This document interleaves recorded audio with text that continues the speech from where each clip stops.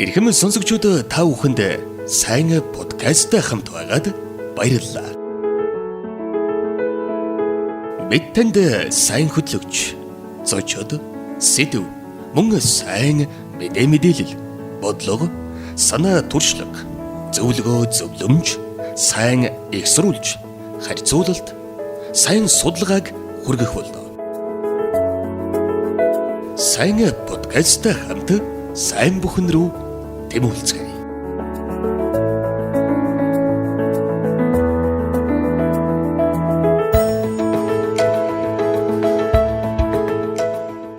Сайн мэцгаана уу?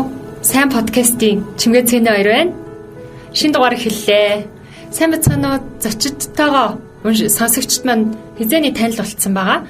Лазанта ла салютын эмнэлгийн захирал Болормаа, их барих эмэгтэйчүүдийн эмч Төвшин Тунгалаг эмч маань хүрэлцэн ирсэн байна. Сайн уу чимгээ? За сайн. За ямар ч гэсэн өмнөх 2 дугаараа бодон өнөөдрийн дугаар дээр бид нар жирэмстээс хэрхэн хамгаалах вэ, хэрхэн төлөвлөх вэ, ийм зүйл яриндаа гэж бодоод ажлаа тараал яран алхасаар энэ талаас надад асуух олон асуултууд байгаа учраас айгүй урам зоригтой хурж ирлээ. Тэглээ. Сайхан нөгөө 7 өнгөрлөө гэдэг шиг. Манай дээр ч гэсэн өнгөрсөн подкастын маань бас сэтгэлдлүүд айгүй их ирсэн. Тэгээд одоо сонсогчд маань өсвөр насны охид хүүгүүдтэй эцэгчүүд маань бас маш их баярлаа ч гэдэм үү те. Одоо манайх ч бас өсвөр насны охидын кабинеттэй болцсон. Тэжээсээ ороод мэдээлэл авчаад эмчтэй одоо зөвлөгөө авъя ингээд тгий гэсэн байдлаас нэмэгдчихлээ л да. Үр дүнгээ айгүй сайн хүрсэн байна. Тэгээ ээжүүдэд маань эцэгчүүдэд маань сайн хүрсэн байна. Тэгээ баярлалаа сонсоод таатай байна. За одоо охидтой ээжүүдэд тэгээд ер нь жирэмслэх насны бүх эмэгтэйчүүдэд хамаатай сэдвийг өнөөдөр хөндөж ярих гэж байна. Жирэмслэлтэд яаж төлөвлөх юм, яаж хамгаалах юм? Ямар аргууд байгаа нь, ямар насанд аль нь зохимжтой, төрхийн өмнө аль нь, төрсний дараа аль нь гэдэг мэдээллүүдийг хамгийн эхлээд хүргэе гэж бодож байна. Ер нь одоо Монгол эмэгтэйчүүдийн жирэмслэлт дунджаар хэдэн нас байгаа вэ? Хэдэн нас одоо анхны жирэмслэлтэнд хамгийн тохиромжтой юм бэ? За ер нь бол жирэмслэлт бол одоо бид нар ч эмэгтэй хүмүүсийн чинь 16-аас 45 насыг бол нөхөн үрчхэн нас гэж нэрлэдэг. 16-аас 45 наснд бол одоо хүмүүс бас төрж болох нэ гэж ойлгогдох юм тийм ээ. Тэгээд энэ жирэмслэлтээс бол одоо бид бүхэн хамгаалах арга одоо хэрэглэх нь нэгдүгürt одоо тухайн гэр бүл одоо нэгэнт одоо гэр бүл боллоо. Би бас түрүүчийн дугаар дээр бас ярьжсэн л да, дурдчихсэн тий. Одоо ингээд жирэмслэлтээ сэргийлэх арга гэхээсээ илүүтэй гэр бүлийн төлөвлөх нь одоо хамгийн чухал гэж байдаг тий. Би тэр одоо гэрэлчлээ 18 наснд оюутан байхдаа гэрэлчлээ. Тэгээ одоо эднэрт чинь нас их байна шүү дээ. Тэгэхээр хэдэн наснд төрөх вэ? Тэ хэдэн хүүхэдтэй болох вэ? Хэдийдэн сургуулаа төгсөх вэ? Хэдийдэн гэр бүлээ босгох вэ? Эдийн засгийн хаана яах вэ гэд ингээд маш их юм төлөвлөж ягаад жирэмслэх ёстой. За нэгэнт жирэмслээд хүүхэд гаргацсан улсууд бол яадаг юм бас ахаад төлөвлөнө. Одоо дараагийнхаа хүүхдийг хэдэн настайдаа гаргах вэ гэдэг тий. Ерөнхийдөө зүгээр ДМБ-с Дэлхийн эрүүл мэндийн байгууллагаас өгч байгаа энэ статистикаар бол нэг 3-аас 5 жил дотор одоо жирэмслэлтэд төлөвлөх хэрэгтэй. Өөрөөр хэлэх юм бол нэг хүүхдөрөө дараагийн хүүхд төрөхөд 3 насны дээр төрөхөөр ч юм уу 5 насны дээр төрөхөөр ингээд төлөвлөхөөр тухайн ээж бол нэгдүгürt одоо бие махбодын хувьд эрүүл болцсон. Дараагийн хүүхдээ тех нөхцөл боломж бол нөхөн сэргээгдсэн гэж яриа тийм ээ. Дараагийн хүүхдээ бүрэн тех, эрүүл тех боломжтой. Өөрөөр хэлэх юм бол нөгөө эрүүл ээжээс эрүүл хүүхэд гарна гэдэг одоо энэ зарчмын дагуу явхад бас болцсон байдаг. За нөгөө тал дээр одоо энэ асуудлаа ингээд зохицуулчихаар зэрэг яг гэр бүлчин тэн дундуур одоо эдийн засаг, гэр орноо, үр хүүхдээ, өөрсдийнхөө ажил төрөл бүх юмаа зохицуулаад амьдралд ингээд тодорхой зорилготойгоор хандах тийм хандлага нь бол сайн болцсон байдаг байна шүү дээ тий. Тэгээд жирэмслэлтээс хамгаалах бол одоо янз бүрийн арга байдаг л да. За бид нар бол 16-аас 20 нас ч юм уу оюутан ах уу нас өсвөр насны хүүхдүүдэд бол аль болохоор одоо тий боломжгүй тэр нөгөө эрт одоо бэлгийн хавьдалд ороод эрт одоо жирэмслэх явц бол та бүхэнд яаж сөргөөр тусдаг вэ гэдгийг бол эцэг гэхээс ахуулаад одоо анги багш нараа анги найз нөхөд эсвэл одоо эмч нар гэдэг юм ингээд одоо маш сайн зөвлөж явах хэрэгтэй. Эрт бэлгийн харьцаанд ороод ер нь зарим одоо яг зүгээр амьдрал дээр туршлага дээр те одоо ингээд нэг жирэмслэх тухай юу ч бодоогүй санаагүй ингээ явж байгаа санамсаргүй тохиолдлоор л бэлгийн хавьталд орчвол тэгэл жирэмсэлсэн. Нэг удаагийн бэлгийн хавьтлаар жирэмсэлчээд амьдралд амар том мангал үүсгэсэн хүмүүс ингээ явж байгаа байхгүй. Тэгэхээр зэрэг эдгээр яадаг энэ бүгдийг одоо сэргийлэхийн тулд бид нар ч өдийн насандаа жирэмсэлж болохгүй юм байна. Тэ нас бий тогтоод үнэхээр хайртай хүнээ олоод ингээ гэрлээд тэгээд дараа нь нөхөртөөгөө ярьжгаад хэдийд жирэмслэх үг гэдгээд төлөвлөөд ингээ төлөвлөх нь одоо бусдад бол хүмүүст бол өөрт нь одоо маш зүв байдаг. Түүнээс одоо шууд хамгаалахтай гол биш. Өөртөө яаж жирэмслэхгүй байх вэ гэдэг боломж нөхцөлөө судлаад хэдийд нь жирэмслэх юм, мэдлэг мэдээлэл олж аваад хэдийд нь жирэмслэх юм, хэдийд нь одоо хүүхдэд төрүүлэх юм гэдэг энийг л гол гаргах хэрэгтэй байдаг байхгүй. Тэгэхээр зэрэг ерөнхийдөө нэг үг байдаг л да, түүбийн зарчим гэдэг. Тэр твч үнэнч бай бэлгэвч гэсэн үг байгаа. Төв гэдэг 3 үгнээс бүтсэн. Би бол бас энэ үгэнд айгүй дуртай. Яагаад гэвэл одоо энэ төвийн зарчим гэдгээр бол эхлээд бол твчих ёстой хүмүүс. Ялангуяа өсвөр насны хүүхдүүд, оюутан хүүхдүүд өөрсдөө алдчихаал айгүй хэцүү идэг штэ. Жишээлхэд ярианаас хадуурах гэдэг. Одоо ингээл нэг их олон жилийн өмнө нэг оюутан хүүхдэд төрүүлчихэд тэгэл одоо би өөрөө тийчээж чадахгүй оюутан хөдөөний тэгээд ингээд хүүхд маань хүүхд нөгөө эцэг нь ингээд байхгүй тэг ингээд тохиолдлоор жирэмсэлсэн. Тэг хүүхдийн имлэгт орхио явж байгаа байхгүй. Тэгэл нэг хүмүүн өргөж аваал ингээл яваал. Тэг би тэр охиныг гараа явж хахад нь асар их өрөвдөжсэн. Ингээл альчуур нэгэн хавар нэгэн альчуур 3 жил зангидчихад нэг дэрдээс хавар намрын бэлтээнд хинч тосож авахгүй байгаа тэрэг тий. Араас нь үеэлэл тоцорч байгаа юм чи ерөөсөө өөр одоо яах юм бэ тий. Тэгэл нэг айгүй хэцүү. Тэгээд л ингээд бодохоор зэрэг ер нь төлөвлөөгүй юм гэдэг бол хүний амьдралд асар том одоо бэрхшээл дагуулж яадаг. Одоо сэтгцэн асар их гэмтэл үүсгэж яадаг тий. Тэгэхээр зэрэг энэ бүгдийг сэргийлэхийн тулд ерөөсөө өөрсдөө л хичээж өөрсдөө бие хүнээ л бэлтгэн чухал. Мэдээлэлээ сайн ав, зөв ойлголт ав, зөв хүнээс ойлголт ав. Зүгээр нэг одоо энэ сошиалд тавиад байгаа ч юм уу эсвэл одоо янз бүрийн мэдээллээр одоо буруу зөрөө ойлголтоо эсвэл хэн нэг хүнээс авчаад тэг ингээ явахтай гол биш. Зөв мэдээлэл авчаад ингээ сэргийлж сурхан дээр. Тэгэхээр зэрэг ер нь эрт жирэмслэнэ гэдэг бол маш их хор урагшигтай гэдгийг ойлго. За хоёрдугаарт бол одоо насандаа хүрээд ханижилтэй болоод үр хөвгт төрүүлье гэдэг төлөвлөгөө зорилтойгоо болго тохиолдлын бэлгийн харьцаанд битээ ороорой. Тэвч үнэнч бай бэлгэвч гэдэг байгаа түрүүний тэр түүбийн зарчим гэдэг бол бүр арга тасархад бол одоо хүн яах нь бэлгэвч хэрэглэх нь шүү дээ. Үнэнч вэ гэдэг нь бол яадгийн одоо нэг хавьдагчтай тэгээ жирэмснээс хамгаалаад сурцсан байх хэвээр. Твч гэдэг нь тохиолдолд таарлаа гэхэд үгүй гэж хэлж чадах одоо зоригтой байх хэрэгтэй. Тэрийг одоо тас цохоод миний цаг болоогүй, нас болоогүй би яахгүй. Нөгөө тал дээр одоо ингээд гинт бэлгийн хавьталд ордог яах юм? Жирэмсэлж болно. Бэлгийн замын халдвар төвчөнд тусаж болно. Бид нар чи гинтийн бэлгийн харьцаанд ингээд орохоор зэрэг хүүхдүүд яах юм? Би нэг аль чи дохын шинжилгээг, тэмбүүгийн шинжилгээ өгч төрөдр гэж хэлж чадаад тэгээд тэрнийхээ дараа орно гэж байхгүй шүү дээ тий. Биднэрт захирагдахгүй шүү дээ тэр асуудал чинь тий. Тэгэхээр зэрэг ингээд орчдөг. Нэг хэсэгтээ одоо ямар байгааг мэдэхгүй, нэг хэсэгтээ нөгөө гэрлэлт бүртгүүлж ирсэн шүү дээ хүмүүс тий. Шинэ гэр бүл болон тий. Тэгэхээр яадаг заавал дохын шинжилгээ өгөн, заавал тэмбүүгийн шинжилгээ өгдөг ус.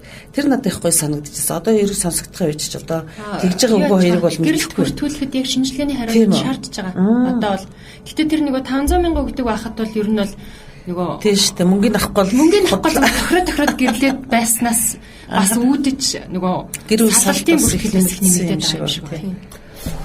Би одоо өөрөө яг миний хувьд жирэмснээс хамгаалах бол миний аюул том асуудал болсон. Яг би өөрөө бол би бахархалтай чийд юм заримдаа яг миний хувьд манай нөхөр миний ихний бөгөөд одоо эцсийн ч гэдэг юм ганц эрэгтэй хүн. Тэгээд тэгэхээр бахархал.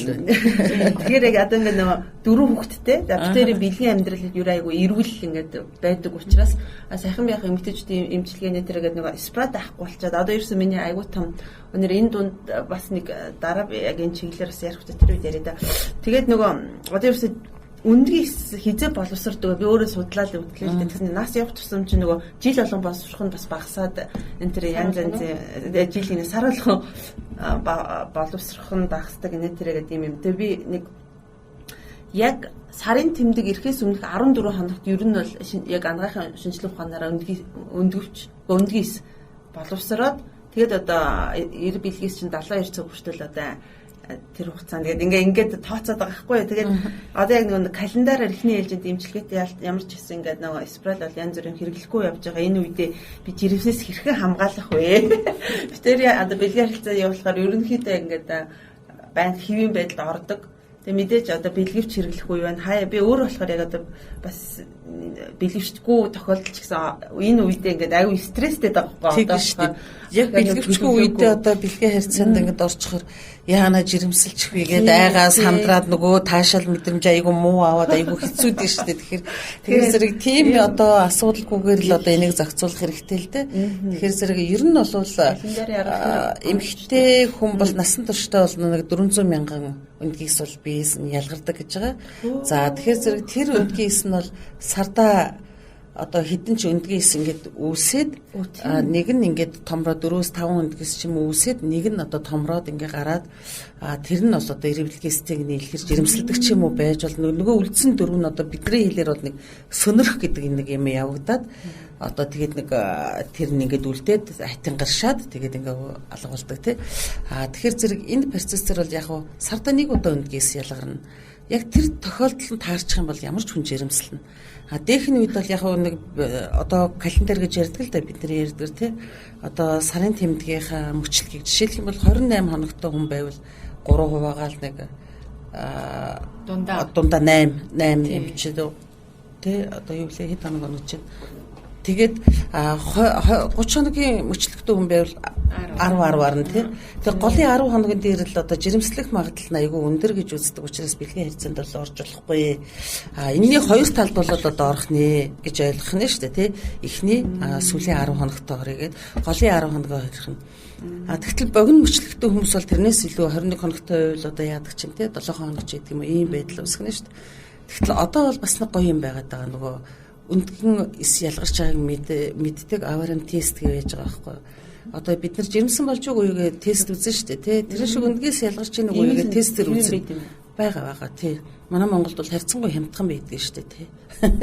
Нэг удаагийнх юм уу нэг авчвал олон хэрглэж болт юм уу? Нэг л удаагийнх тий. Нэг удаагийнх. Тухайн үедээ тэгээд сард нэг удаа тэрийг тестлэхээр чи тэрийг хэд хонд авах болгоно орхихоо өмнөөс миний өндгөөс ялгарч гэж үзсэн. Тий бас яг үдэ болно. Гэхдээ тодорхой хоногт чиний түрүүний хэлээр 14 хоноод нэг өндгөөс ялгарна гэж байна тий. Гэхдээ нэг 10-аас 13 дахь за эсэхэд 12 13 хоног дээр бол үзэх хэрэгтэй байхгүй. Тэгээд нөгөө өндгөөсний тесттэй үзээд өндгөөс ялгарч ийн үгүй юу гэдгийг ингээд үзчих юм бол тэгээд тэрийг ганцхан удаагийн сарын тэмдгээр үзэхгүй шүү дээ. 2 3 удаагийн сарын тэмдэг боломж олдвол дараагийнхаа үедээ ч гэсэн ингээд үзээд явах юм бол яг энэ үед тэр өндгөөс ялгарч байна гэдгийг ингээд мэдрээд авбал за би энэ одоо 10 хоног бэлгийн харьцаанд орохгүй биш 3 хоног ч юм орохгүй гэж болох нь шүү дээ. Одоо тий 24 цаг амьдрдгаа энэ бэлгийс гээд ингээд бодоод үзэх юм бол мэдчих юм бол яг өшөө 7 хоногт бэлгийн хавталд орж болох нь шүү дээ тий. Тэгэхээр зэрэг энэ бол бас ашигтай. Тэгтээ бол маш сайн зөв яг гардаг. Би одоо тестерээс гадна биеийн байдал нэг юм шингэн юу энэ ялгардаг ч юм уу ингээд тийм шинж тэмдэг илэрх. За ер нь баг л хүмүүс бол мэдрэхгүй тэрийг бол тийм ихэнх хүмүүс бол мэдрэхгүй. Тэгээ мэдэрдэг бол хүмүүс өөрөө за биений өндгөөс ялгарч байна та гэдэг. Сэргийлчих нь шүү дээ. Охтын хэмжээ зөвлөгөөн дээр ингэж өгсөн шүү дээ. Дараагийн сарын тэмдэг ирэхээс өмнөх 12-оос 16 дахь хоног гэж. Бас 4 өдөр наривчилж өгч байгаа хгүй. Тэр бол яг айгүй юу байсан. Тэгээ одоо за минийх төд хоног яриад хаж хааш вэ тий. Гэхдээ ер нь бол 12-оос 16 дахь хоног гэдэг бол айгүй одоо миний амьдралд айгүй бодтой явж ирсэн. Тэгтэл одоо ингээ харин нөгөө хэрглэж байгаа ап маань харангууд нөгөө хоногийн маань өстэй oh my gosh юу вэ? 8 хоног болох цаа байхгүй юу? Шууд давтцсан. Тэгээ жоохон гайхал энэ апд дургуул байгаа гэхгүй.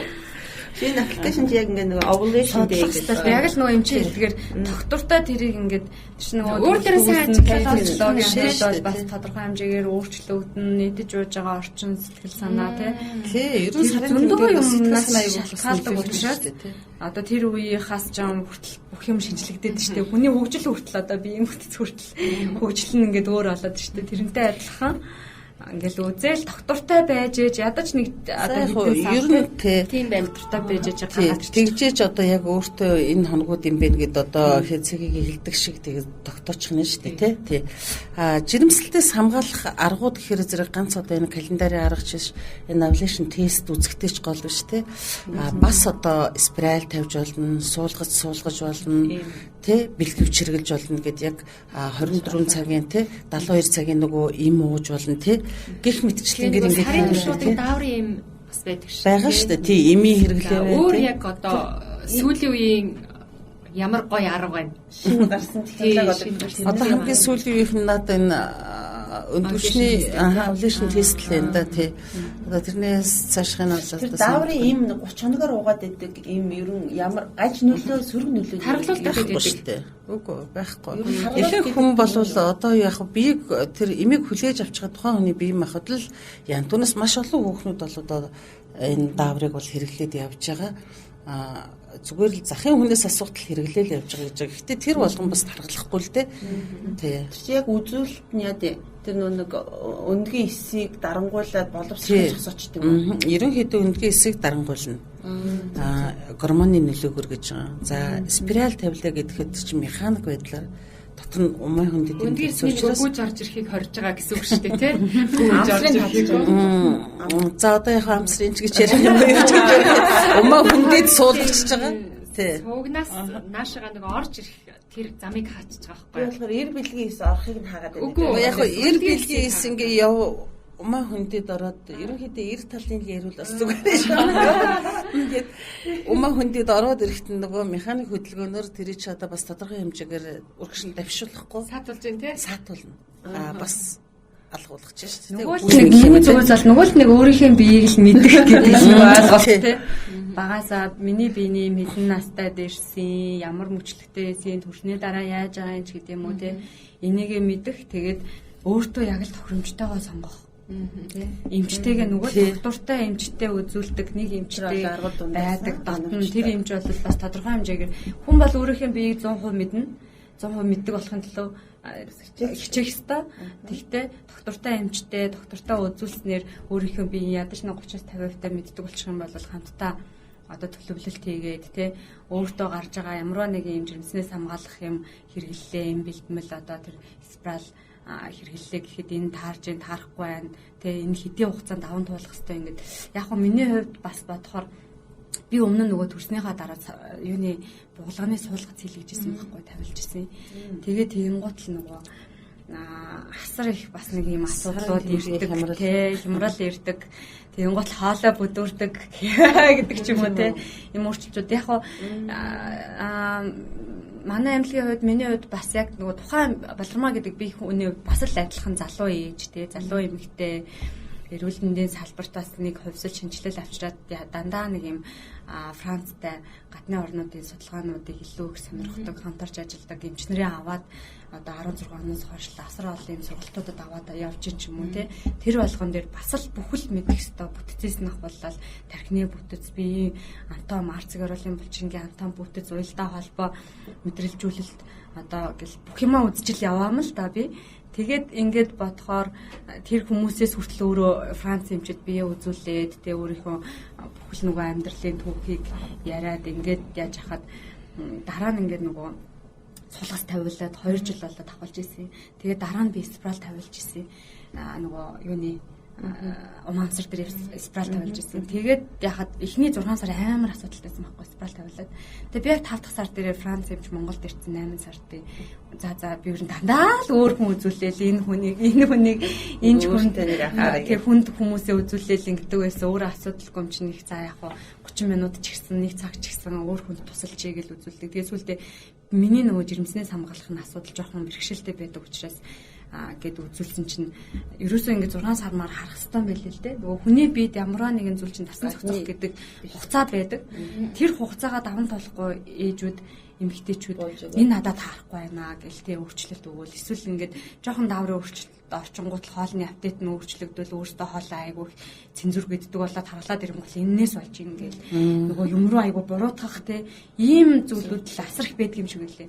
Тэгээ би 5 сар дээр явж исэн та 1 сар хараад тэгээ 1 сарын дараа үнэхээр ингээд их хэмжээний биений мэрдэг цусалталтай юм шиг их ирдэг ч юм уу те ийм докторгүй байх юм бол давхуулаа дараагийн аргыг гэдэг Франц юмч бол зөвлөж байгаа юм. Тэгтэл яг л нэрээ 6 сар болсон чинь тэгэл тэрнээс хойш зүг зүгээр бий чинь дасаад тэгээ тасан зохицол зүг зүгээр болоод ямар ч асуудалгүй айгүй хэвэн болоод сэтгэл санааны хувьд би физиологийн хувьд те асуудал болчих жишээний те.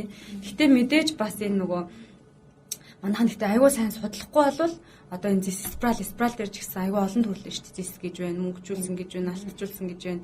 Тэ бас нөгөө юм марина гэл ингээл янз бүрийн спиралууд гараад ирсэн тэ. Энийг бол би бас нэг нэлээд Европын түвшинд бол судалж үзчихсэн. Тэгээд Францын бол спираль яг тэр нөгөө даатгалаараа эмэгтэйчүүд болгон тавьж өгдөг. Тэр бол айгүй сайн. Нэг олон үнэтэй 9 шидийн юмыг бие дээрээ нэг ингээл нэг юм туршилт хийгээд авахгүй эхлээд мэдээж бид нэр яг судлаад хамгийн дэлхийн хэмжээнд хамгийн зүйтэй арга нь аль вэ? Эрсдэлгүй тий эрүүл арга нь аль вэ? Тэрийг нэг 3-6 сар эмчтэйгээ бас хяналтайгаар ингэж одоо сар тутамдч байт юм уу тий нэг 2 сард нэг удаа үзүүлж ингэж ярилцаж явж шийдэж байгаа. Зөвхөн ганцаараа шийдчих асуудал биш шүү дээ. Тэгж жагаад нэг өөрийнхөө биедээ тохирсон юмыг л олчих юм бол тэр ингээд насан турш юм бас гоё. Эрүүл аюулгүй хамгаалалт яг төлөвлөсөн үедээ тэрийгэ болоод гаргачаал дахиад дараа. Ерөнхийдөө тийм жирэмслээс хамгаалах эмч бэ, спиральч бэ. Одоо эднэрийг ингээд авчихар зэрэг тавьж байгаад авна шүү дээ тийм. Тэгэхээр одоо жирэмслээд буцаа жирэмслэх одоо магадлал бол 98% л гэж ярьдаг. Дороос сэргэнэ гэсэн. Тэгэхээр нэг айх юм бол байхгүй. Түрүүний захирлын хэлдгээр бол одоо нөгөө спираль тавиулчаад таргалжлаа, ангичлаа, бүкс бүргэд өрчлээ гэдэг юм уу. Ингээ яриад байдаг бол яг л тухайн хүний одоо амьдралын хэмнэлтэй бол маш их холбоотой. Тэс хүн болгон одоо бүдүүрээд байдаг бол спираль тавиулахгүй, юм уухгүй юм байх.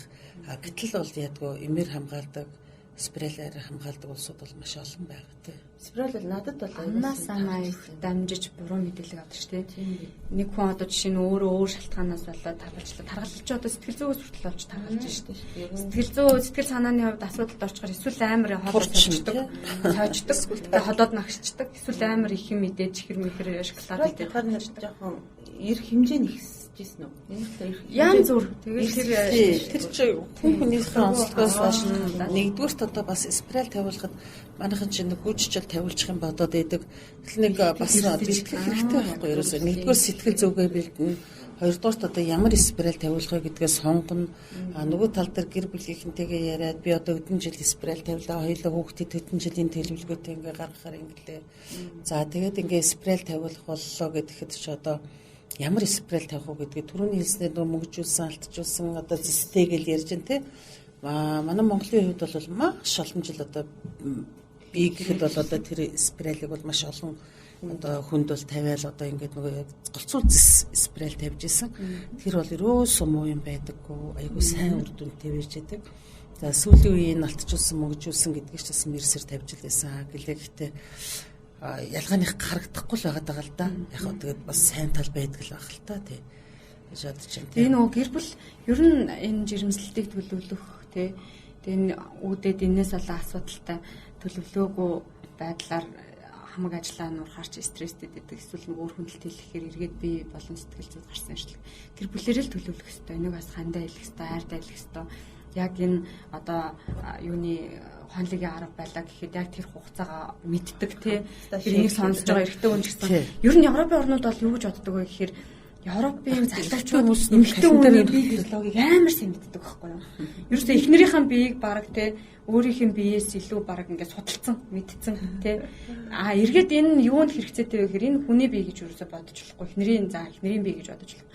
Яагаад вэ гэхээр тэр эхнэрийн биеийг мэдснээр, эхнэрийн биеийг эрүүл байлгаснаар, эхнэрийн тэр сексолог болон тэр сексээс авж байгаа таашаал, бие физиологид болж байгаа өөрчлөлтийг бүрэн мэдэж зөв арга хэмжээтэй зөв ингэж хамтдаа хөдөлснөөр эргээд эхнэрээс өөрөө тэр асар их таашаалыг авах үндсэн бий болчиход байгаа байхгүй юу? Тэр нэгсэндээ тэр чи өөрийгөө бодож бас эхнэрийг эрүүл байлгах гэдэг нь шүү дээ. Тэр нөгөө оргил мэдрэмж, оргил сайн сайхан эхнэрээс хүртэх биеийн болон сэтгэл зүйн мэдрэмж, халамж, хайр, эерэг зүйлүүдийг мэдрэхийн тулд эхнэрийг ч гэсэн мэддэг байх хэвээр. Тэгээ энэ дээр бас дараагийн нөгөө эрэгтэйчүүдийн асуудал дээр бас нэлээд дэлгэрэнгүй нөгөө эмчтэйгээ нарийн мөрөл эрэгтэйчүүдийн урологи эмчтэй ч юм уу те тарих судлаач эмчтэйгээ бас хэвлээ зочинтойгоо ярилцах байх. Информац цаашдаас би бас зориуд нэг юм асуумар санагдчихлаа. Таны ингээд нөгөө өмнөх дугаарууд дээр ч гэсэн ярьж байгаа яриануудыг сонсоход Европын орнуудын судалгааг нэлээд ярьж байна. Танах чи ямар аппаратаар имчилгээ гэдэг үглээ? Итали, Францын аппаратнууд билүү? Наад аппаратнууд чи ер нь яг ямар ач холбогдолтой юм? Жишээ нь одоо ингээд нөгөө жирэмслэхэд бэлдэнэ гэж штэ. Гэтэл одоо ингээд нөгөө хүүхд олохгүй, хүсээд хүүхд олохгүй ч юм уу те ингээд айгүйх цаг хугацаанд ингээд одоо төлөвлөл за одоо л жирэмслэнэ гэж яваад хүүхд олохгүй байгаа шүү. Тэгвэл та нарт энд тусалдаг арга зам байгаа мó? Ер нь яг тэр нэг үйлчлэгийг нэг яриач. За манад бол одоо сүүлийн жилүүдэд манайх тодорхой хэмжээний Монгол улсын эмэгтэйчүүдийн одоо нөхөн сэргийлэх, урьдчилан сэргийлэх, арцэг яроолын булчингийн сэргээн засах гэдэг ойлголтыг бас Монголд анхудаа нэвтрүүлээд, дэлгэрүүлээд, хөгжүүлээд, улам үйл ажиллагаа, эмчилгээ үйлчлэгийг сайжруулад Монголын нийт ард иргэдийн хувьд бол хамгийн нийтдээ эрэг байдлаар хийж явж байгаа. Тэгээ манай эмчилгээний хувьд бол 1985 онд Францын эрүүл мэндийн даатгалд хамрагдсан эмэгтэйчүүдийн хөрчгөн сэргэнцлийн одоо бүх программыг ингээд агуулсан төхөөрөмжийг Монголд аль ёсны эрхтэй анх эмчилгээ үйлчлэгээндээ нэвтрүүлээд өдөө хүртэл доктортой үйл ажиллагаа явуулж байгаа. Тэгээ энэ аппарат маань ерөнхийдөө одоо бол яаж юм гэхээр анх зүгээр юм ялгааг нь хэлээ л дээ нөгөө боловсралгүй л гай байгаад аахгүй бид нэр эмнэлгээр өвдсөний дараа орох хэвээр энэ гэх тээ заавал тэр шээс задгаар лүүсний дараа эмчлүүлэх хэвээр угаасаа л хүн болгон одоо нас ахих юм бол эмэгтэй хүн болгон шээс задгаардаг нас ахих юм бол эмэгтэй хүн болгон бэлгийн таашаал авах нь буурдаг ч гэдэм үү те энэ одоо насжилттай юм уу төрөлттэй хамааралтайгаар заашгүй ирэх хэвээр зүйл энэ гэдэг буруу ойлголтууд айгүйх байдаг. Тэгээ хүн насан туршдаа тэр 70 80 90 нас хүртлээр эрүүл амьдрах, аз жаргалтай амьдрах бүрэн боломжтой хүний бие өөрөө тий. Тэгтэл тэрийг бий болгохын тулд механик одоо жишээ нь хүүхдээ ихэд асуудал үүсээд байгаа, тэр хүн үр хөндлөлт хийхээр асуудал үүсээд байгаа ч гэдэм үү. Энэ механик сэргээлт гэж бас анхааханд угаасаа байна л да. Сэргийн засах хэмжлэгэнд өөр нь биеийг буцаад сэргэх хэдсийн төвшөнд хүн төлжүүлэгч гэдэг юм уу тий. Яг нөгөө ийм Франц эрүүл мэндийн даатгалтаа орж чадсан дэлхийн маш олон стандартыг хангасан Европын бас нэлээд орнуудад ийм салбартай энэ төхөөрөмжийг манайх нэвтрүүлснээр ерөөсөд даваа талтай. Энэ бол нөгөө чанар стандарт үр дүнгийн дээд баталгаа бас байгаад идэг. Ерөнхийдөө бол олон үр дүн бол гарцсан. Тэгээ хэдүүл яг дараа одоо жишээ нь үргүүдэл гэдэг сэдв байгаа шүү дээ. Энэ анхдагч болон хоёр дахь үргүүдэл гэж юу юм гэдэг сэдвүүдээр энэ дээр магадгүй яг энэ сэргээн засах өөрөө ямар үр дүн гарсан бэ? Цэвэршилт ч гэдэг юм энэ дээр ямар үр дүн гарсан бэ ч гэдэг юм уу. Ер нь бол энэ яг нөгөө жирэмслэлт хамгаалах төлөвлөх энэ төр дээр ер нь жирэмсний хугацааг хүүхдээлтийг эрүүл байлгая гэвэл эрүүл төрийг гэвэл урьдчилан сэргийлж орох хэрэгтэй. Залт нь ороод ирчихэж байгаа байхгүй. Жирэмслэхээс өмнө жирэмсэн байхдаа орох ерөөсөө биш тий. Жирэмслэхээс өмнө одоо жирэмслэлтэй төлөвлөсөн болвол одоо би жишээ нь спрала авлаа тий. Жирэмснээс хамгаалах хэрэгслээ зогсоолоо. За одоо би энэ одоо хулгайн жилд хүүхдтэй болёо гэж миний гэр бүлийн төлөвлөгөөнд байна гэсэн бол маш хурдан ингээд физик хэмжлэгэнд орчин. Тэгэхэд маш хурдан эрүүл хүүхдтэй олчин тээж байгаа процесс нь харьцангуй тэр нөгөө булчингийн үйл ажиллагаа одоо жишээ нь жирэмсний тээж байгаа хугацаанд хүртэл хүүхдээ алдаад байна шүү дээ. Булчингийн алдагдлаасаа болоод тэр нөгөө булчингийн тоонуусаасаа болоод ч юм уу тий ингээд хүүхдээ эрсдэлтэйгээр бас алдах тохиолдол байна. Энэ интерес бас урьдчилан сэргийлж сайжруулах энэ төр тохиолдлууд бас байна. Өшөө тодорхой хэмжээгээр энэ булчингийн үйл ажиллагаа чинь бас нөгөө одоо ажлын ачаалал даах чадварч гэдэг юм уу тий ер нь бүхэл зүйлүүдийг системтэйгээр төлөвлөөл явхад бол бүрэн эрүүл байх боломжтой. Би одоо зөв сонссноо суудлын одоо ингээд нөгөө байнга сууж идэг ажил хийдэг хүмүүс шүү дээ. Одоо чимгээ хэтэр бол ингээд юм хичээл эсвэл компьютерийн лекцаараа сууждаг тийм. Яг энэ одоо хөдөлгөөний дутагдлын зуршлууд хүртэл тэр арцэг гэрээлийн булчинг одоо сулруулж гэдэг юм уу те үйл ажиллагаанд сөргөөр нөлөөлж идэг. Энийг жишээ нь танаа дээр нөхөн сэргээх хэмжлэгэнд орох хэвээр заалт энэ төр гэсэн тийм юу би дээр танаа нэг лайваас харсан. Тийм. Ер нь бол энэ нарцэг оролын булчин гэдэг чинь ундаг яснаас хойш ахар сүүл рүү холбогдсон хөвлийн хөндөд байдаг юм аягын хэлбэрийн хүндлэн суур булчин шүү дээ. Тэгэхээр энэ булчин маань өөрөө маш олон төрлийн үүрэгтэй тий. Нэгдүгээрт бол тодорхой хэмжээний хөвлийн бүх хэрэгтнүүдийг доош нь уруулахгүй, унжуулахгүй, дээш нь сойж барьж өгч идэг тий. За хоёрдугаарт хүний өтгөн шингэн бид нар энэ арцэг оролын булчингийн бас үйл ажиллагаатай агшилт суналт тэлэлттэй хамааралтайгаар өтгөн шигнээ гадагшлуулж идэг тий. Шээсийг зохицуулж идэг, өтгөнөө зохицуулж идэг бас үүрэг арилтай. Гуравдугаарт нөхөрчхийн бидний энэ булчингийн үйл ажиллагаатай бүтцтэй хамааралтайгаар хүүхдээ олж ийн, тээж ийн, төрүүлж ийн ч гэдэг юм уу. Дөрөвдүгээрт нөгөө бэлгийн харьцааны хамгийн чухал хурц хүрэхнэр бид нар одоо гараараа бэлгийн харьцаанд орол таахгүй шүү дээ. Тэгээд гар ингээ хөтлөхөд тавилдуулсдгүй гэдэгтэй адилхан хурц үеийн бэлгийн харьцааны бас өндөр зохицуулалттай. Маш олон шалтгаан байдаг ер нь. За яг нөгөө олон улсын хэмжээнд одоо Францын хэмжээнд би бол айгүйх нөгөө судалгаанууд хийсэн учраас тэр тал руу айгүйх ярих гэдэг байхгүй. Тэр талын сургалтыг илүү асууж учраас зөвхөн тэр Францын хэмжээний судалгаа, олон улсын хэмжээний судалгаад бол үндсэн 4 шалтгаан гэж үзээд байгаа. Арц цэвэрлэлийн булчин сулдардаг үндсэн 4 шалтгаан. Энд болохоор юу ордог вэ? Хөвлийн тархалалт орчод байгаа. Нөгөө эргэтнүүд тархалаад ирэхээр арц цэвэрлэлийн булчин дээр маш их даралт өгж байгаа учраас сулрах гад идэг тий. Өтгөн хаталт үүсчихэж байгаа. Дандаа нөгөө өтгөн хатдаг хүмүүс чинь дүлж байгаа учраас хөвлийн дотоод даралтыг бас арц цэвэрлэлийн булчин дээр ингэж жингэрээ дарж байгаа учраас өтгөн хаталт үүсчихэж байгаа. Тэгээд жирэмслэлт хүүхд тех хугацаа өөрөө маш их булчингийн алдагтад оруулж байгаа. Дараах нь хэвийн хэмжээнээс хэтэрхий ханаад гаршил астам. Би энэ дээр ингээд Монголын нөхцөлд Итали, Францын нөхцөлд энэ төр гэдэг ингээ харьцуулалтуудыг ингээ харахаар гадны орнууд ч ерөнхийдөө эрүүл мэндийн салбар хүчтэй орнууд чинь зөв хвшилтэй байгаад байдаг шүү дээ.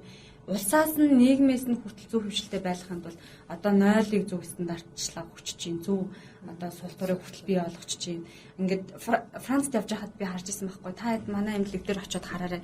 Нэг юм суудлаа байгаа. Сандал дээр офис сандал дээр тавьдаг юм суудлаа. Тэрийг улсаас нь ч юм уу эсвэл байгуулгын ч юм уу одоо тухайн хүнийхээ тэ нөхөрчгүй гэр бүлийн эрүүл мэндэд анхаарад эрүүл мэндийн даатгалын нэрээр хүртэл өгөх тарах боломж байдаг. Энэ бидний энэ суудл энэ шүү дээ тэ. Энийг хүртэл нөгөө жирэмсний суудаг бөмбөг гэдэг шүү дээ тэ. Тийм бөмбөг тавиад ингээд шидчихсэн алтан дагуулгыг хүртэл бидний хэрэгээр оруулж ингэж харуулж ирсэн байхгүй. Тэгээд ер нь бол юм үндсэн 4 шалтгаан байдаг. Дагалдах нөгөө хүний буруу хөвшиллээс болж үүсэх дагалдах шалтгаанууд бол одоо улс үндэстэн орнуудын энэ төр нөгөө идэж ууж байгаа агарын орчин нөхцөл болон тэ хөвшлүүдээс шалтгаалсан зөндөө олон хөвшлүүд гараад ирчихэж байгаа. Тэгээд стресс асуудал үүж. Энэ дээр зүгээр Монголд гээд бид нар нөгөө 16 оноос хойш судалгааны гэдэг. Бид нар болохоор одоо юу гэж боддог вэ гэхээр ерөөсөө төрөлтөл үүсэх юм бол олон төрхөл юм бол асуудал үүснэ гэдэг. Энэ олон улсын 4 шалтгаан төрөлт орохгүй байгаа байхгүй. Гэтэл мэдээж энэний ард нөгөө эрсдэлтэй жирэмснүүд, эрсдэлтэй төрөлтүүд, хэрцэнгийн урагдaltaй, ажилбартай, ойдолтой төрөлтүүд бол буцаагаад булчин агших процесс нөгөө булчин тасарсан гэмтсэн учраас агших процесс бага явагдаад сулрах шалтгаан бас үүсээд байна гэж үзээд байдаг. Төрөлттэй эрсдэлтэй төрөлтүүд орч. Тэрнээс биш хэвийн гой өөр төрж байгаа, эрүүл гой тэлэлт өгөөд тэ төрчөд буцаагаад агшилт өгж байгаа байдлууд бол бас нөгөө хэвийн хэмжээнд очиж байгаа учраас нэг айхтар.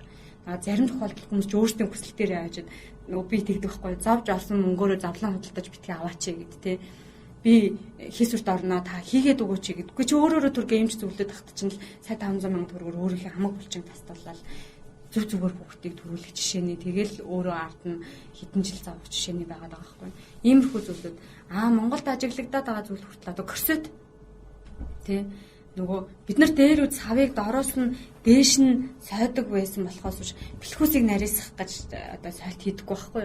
Гэтэл хитрхи их нөгөө корсетны хэрэглээг нөгөө корсет нийлүүлж байгаа газар ч суучлаар эндээс авахын аваад бас хаяхын хаяараа тий одоо магадгүй корсетны компани хүн сонсож байгаа юм бол зөв хэрэглэхийн зааж өгсөн таахгүй. Савыг ингээд бэлхүүсийг нарийсахад бидний энэ тэр нөхөрчгүй эрэхтэн сав умаагийн мен доош нь дарах биш тий дороос нь ингээд сойлттой байж байгаад корсетөө зүудэгч гэдэг юм уу тий. Корсет зүүцсэн үед бол давсагны барилт айгу багасчаад байгаа шүү дээ. Айгу хурдан жирэмсэн хүмүүс шиг тий нэгсэндээ шээс хүлээл бол алтах магадлал нь өндөр болчиход идэх ч үгүй юм уу тий. Тэгэхээр ингээд зөв корсетийг зөв хийж гин. Энэ бид нар ингээд нөгөө суугаа ажил дээр суух нь гэхээс илүү тэргүй улс орны хэмжээнд дэлхийн маш олон орнууд бол ажлын 8 цаг 9 цаг 4 5 цагаар нам суугаа ажил хийж байгаа хүмүүс зөндөө байгаа. Монголын нөхцөлд яагаад энэ суугаа ажилтай жолооч нарч гэдэг юм уу тий офисын ажилчид асар их энэ алдагдлалд ороод арцыг оруулан болж эрэхтэй эмэгтэйгөө сулраад байна гэхээр зөв суухгүй л байгаа. Нөгөө зөв суух техникээ мэдэхгүй нэгсэндээ дунджаар хүн чинь нэг 40-60 минутанд арцыг оруулан булчингаа хөдлөвж явах хэрэгтэй байтал нөгөө булчин чинь ингээ хөдлөхгүй гарыг хүртэл бид нар ингээл нэг цаг хөдлөхгүй суух юм бол энэ чинь оршоол ингээл өвдөл завирлаа шүү дээ тий. Тэрнтэй адилхан ингээд нам ингээд суучих юм бол болохгүй. Тэгэхээр тэр яадгийн суудлыг тавьж хэрэгэлдэг юм уу? Энэ тэр суудл нь өөрөө зөв ингээд хөдөлдөг арцыг оруулан булчингаар хөдөлдөг байх юм уу? Эсвэл цаг тутамд босоод тэр хүүхдийн 45 минутын хичээл хүртэл ингээд бас хэдэн минутаар хичээл хичээлэх үү гэдгийг хүртэл арцыг оруулын булчинтай маруулж улс үндэстэн судлаад байгаа байхгүй. Тийм учраас хүүхэд бол 30 минутанд бас засварлах хэрэгтэй тий 15 минутанд хөдөлгөөн хийх хэрэгтэй ч гэдэг юм уу 45 минут авах хэрэгтэй гэдгийг зөвхөн тэр оюуны чадамжаас хүлээж авахаас гадна биеийг хүртэл хайрлаад шүү дээ тий. Тэгэхээр тэгж зөвл сууж авах хэрэгтэй. Тэгээд дасгал хөдөлгөөнөөр хичээлэхэд бид нар ер нь нөгөө л нэг одоо энэ ингээд нөгөө дугаар болгон дээр яриад байгаа одоо бие таних хэвээр, бие мэдэх хэвээр, бүтцээ ойлгох хэвээр, анатоми мэдэх хэвээр гэдэг ойлголтыг л бас би айгүй хүмүүст хэлдэг байхгүй. Тэгэхээр дасгал хөдөлгөөнөөр хичээлж байхад хүртэл одоо фитнесээр хичээлэл манад уу жишээ нь 7-8 жилийн өмнө ингээл доошоо хараад хөвтцсэн уйлаад байгаа байхгүй эрэгтэй хөвгт яа гэл ингээл яраглаа л тий. Үгүй чи яац ингэ тэгэн бол фитнесээр хичээлсэн чи цагаан хэрэгчлээ гэл. Их жишээ нэ тий. Тэгэхээр тэр чин фитнесээр хичээлэхдээ буруу хичээлж байгаа учраас тэр хэвлээ амсгалаад үгжээд доошоо дүлээд арцыг оруулын булчингаас суллаад тий ингээд буруу хичээллээд байгаа хэвлийн даралтыг дүлээд байгаа учраас л тэр фитнесээр хичээлэхэд цагаамх хэрэгэд шүү дээ тий. Ингээд айгүй олон шалтгаан эмийн зохисгүй хэрэглээ булчин суллах эмийг эмчийн зааврын бус дадал хөвшил болгож дуртай үедээ уудаг кофений хар тамхи одоо мансууруулах бодис арх тамхины хэрэглээг хүртэл буруу хэрэглэх энэ ч ерөөсө бүгд нөгөө буруу хөвшил очиж байгаа. Ерөөсө зөв зүйтэй ямарваа нэгэн эмийг зөв хэрэглэх корсетыг зөв хэрэглэх дасгалаар зөв хичээллэх ажлын ширээний ард зөв суух тий кофенийг зөв хэрэглэх хүн өдөрт хэдэн одоо ямар найрлагатай уух хэрэгтэй тэрнийхээ дагуу уудаг ч гэдэм үү тий. Тэгээд яг хөө энэ арцыг арилан булчин дээр нөгөө хамгийн зөв зүйтэй дасгал бол кеглийн дасгал. Яг юу бол энэ нөгөө ингээд айгүй том сэтгүүлтэй энэ арцыг арилан булчин гэж юу юм ямар шалтгаанууд нэг дугаар боллортын тий. Тэгээд энэ ямар үүрэгтэй, ямар хөвшилтэй, яаж урьдчилан сэргийлэх ингээд бүх зүйлүүдийг задлаад хэлэх юм бол бас бараг нэг цагийн хурангуулахад л нэг цаг яриалчдаг. За. Өнөөдөр бас нэлээд л юмнуудыг хөндөж ярьлаа. Би бас нөгөө эдний үйлчлэгийг айгу сонирхсан байхгүй. Сонсогчдод бичсэн байсан шүү дээ. Ингээд та нар ингээ өсвөр насны хүүхдүүдтэй ингээрээ ингэж төлөвлөөрөө ингээрээ тэгэрээ гэд зөндөө юмнууд ярьсан мөртлөө арга замыг хэлээгүй шүү дээ гэсэн комментууд ирсэн болохоор би бас эдний тэр нөгөө нэг одоо шин технологи, тэр шин аппарат энэ төрний яаж хэрэглэх юм бол яа гэм бол гэж зориод асууцсан чинь улирмаа захирал тэр арцыг оруулын булчин гэдэг сэдвийг дагнан судалсан хүн болтой ер нь зөндөө юм ярих шимжтэй байна. Тэгэхээр дараагийн удаа бас яг энэ сэдвийг дахиж ярилцах хэрэгтэй байна хэдүүлээ. Тийм, эмчилгээнд орж байгаа жишээ нь ээжүүд бол айгүй хөөрхөн. За 18-аас дээш насны нөгөө бэлгийн харьцаанд орцсон охинтой, найз залуу малууд охинтой бол шууд эмчилгээнд авчирддаг тохиолдлууд маш их байгаа байхгүй юу? Тэгэхээр ерөнхийдөө манай эмчилгээний хувьд бол ямар нэгэн эрт орох тусмаа сайн. Ерөөсөн залуу урьдчилан сэргийлж орох тусмаа сайн.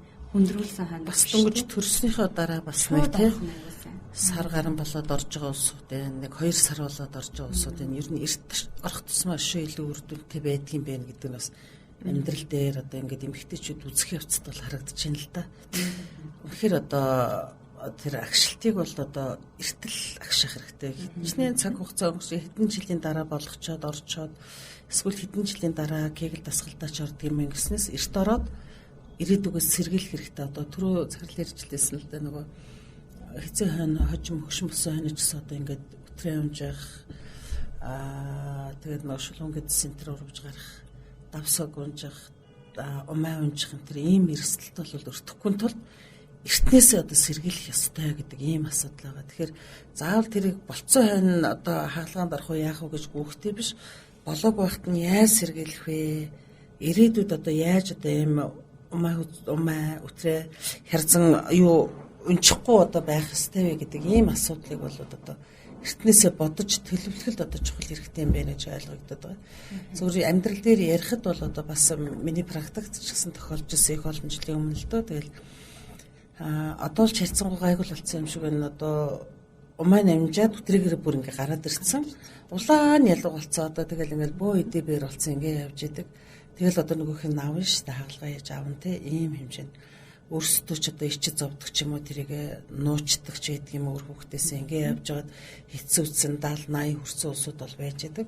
Тэр 70 80 хүрсэн гэсэн ийм унжилтгүй явахын тулд яах юм одоо хар залуугаас л энэ асуудлыг эхнээсээ л одоо хамгийн энгийн юм кеглийн дасгалаа хийгээл за төрж мөрцсөн бол эртхэн шиг манай энэ нано технологийн одоо Phoenix аппаратанд ороод л юм уу те тэгэл эмчтэй үзүүлээ зөвлөгөөгөө аваад энэ Kegel Bubble гэдэг одоо энэ бас нөгөө бөхтөө дасгал масгалаа хийгээд ингээ явж байгаа юм. Ямар ч гэсэн амьдралд бол маш их үр дүнтэй юм байна. Хүүхнүүдэд маань маш их хэрэгтэй шүү. Энийг бол хойш тавьж болохгүй зүйл юм шүү гэдгийг л одоо хэлмээр байна да юм шинтэй. За баярлалаа. Эрхэм сонсогчдоо сайн подкастын шинэ дугаартай хамт байсан та бүхэндээ баярлалаа. Бид Ласанте Ла Салюте эмнэлэгтэй хамтран энэ эмнэлгийн эмч хамт олноос мэргэжлийн туслалцаа аваад уншигчдийнхаа сонирхсан асуултанд хариулаад хамгийн их мэдээлэл авмаар байгаа сэдвэр нь энэ бүлгүүдийг бэлтгэж байгаа. Ингээд та бүхэнтэйгээ дараагийн дугаараар мөн энэ сэдвийг үргэлжлүүлэн уулзах болно. За тэгээд манай пэйж хуудас олох сайн подкаст нэгийг лайктараа та бидний нэвтрүүлгүүд яг маань тасралтгүй сонсох боломжтой байгаа шүү. Мөн пүрэв гараг болгон 18:30 минутаас нийслэлийн тэргүүлэгч FM 101.7-оор манай нэвтрүүлгийг та сонсож авах боломжтой. Бас Facebook-ийн линкээр тогтмол сонсох боломжтой. Мөн iPhone, Android бүх төрлийн утасны подкастууд дээр манай дугаарууд байгаа учраас та бүхэн өөрийнхөө боломжтой хувилбарыг сонгож сонсож байгаа гэж хүсэж байна. За тэгээд түр баяртай сонсогчдоо баярлалаа. Баярлалаа.